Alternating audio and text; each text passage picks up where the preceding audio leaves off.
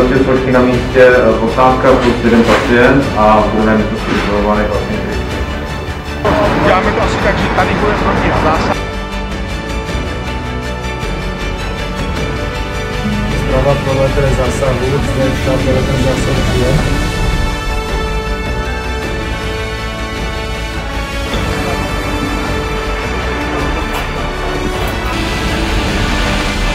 Kluci, semka ještě potřebujeme dát barel na rukavice, jo, a tady potřebujeme napustit ty vaničky s tím kasterem.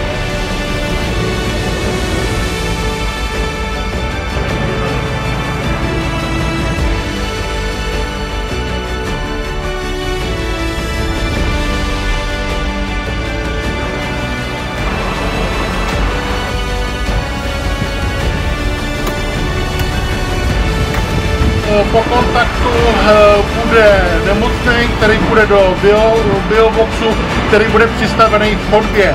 Vy jako posádka pomůžete s transportem pacienta. Příjem.